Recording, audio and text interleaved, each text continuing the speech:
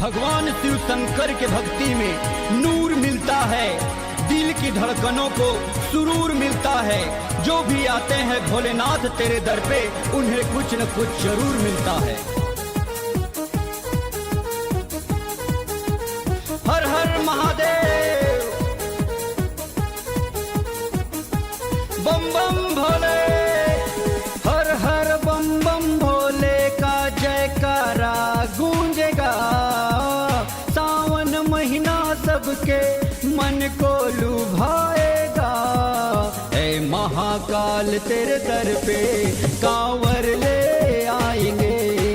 श्रद्धा सुमन जल अर्पित मन वांछित फल पाएंगे।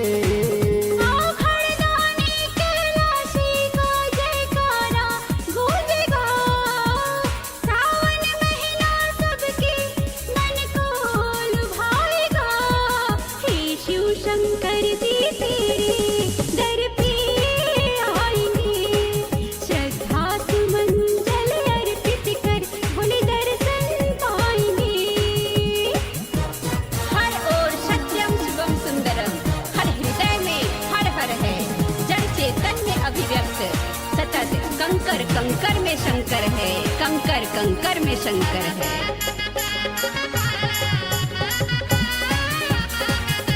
हर हर महादेव, हर हर महादेव।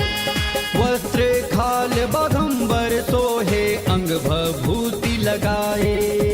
गले में नाग लपेटे भोले, भक्तन मन को भाए।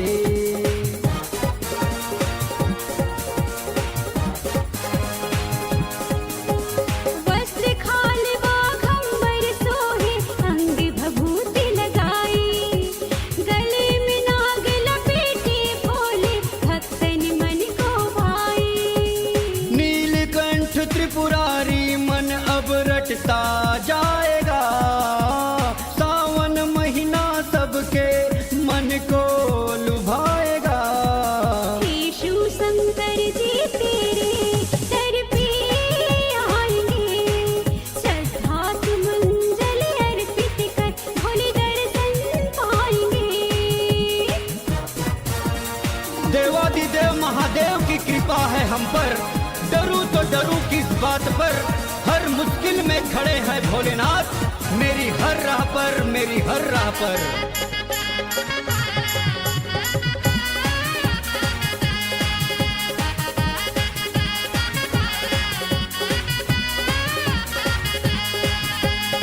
अविनाशी का रूप अलौकिक, जटा गंगा की धारा।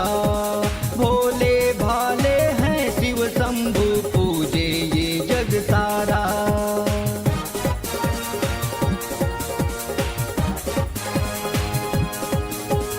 अविनाशी का रूप अलौकिक, जटा गंगा की धारा। भोले भाले हैं शिव शंभु, पूजे ये जग सारा। महादेव का नारा तन मन रटता जाएगा। सावन महीना सबके मन को लुभाएगा।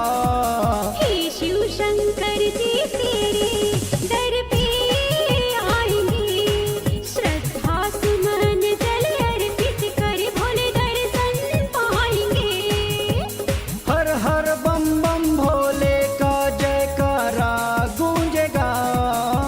सावन महीना सबके मन को लुभाएगा। ऐ महाकाल तेरे दर पे कांवर ले आएंगे। श्रद्धा सुमन जल अर्पित मन वांछित फल पाएंगे।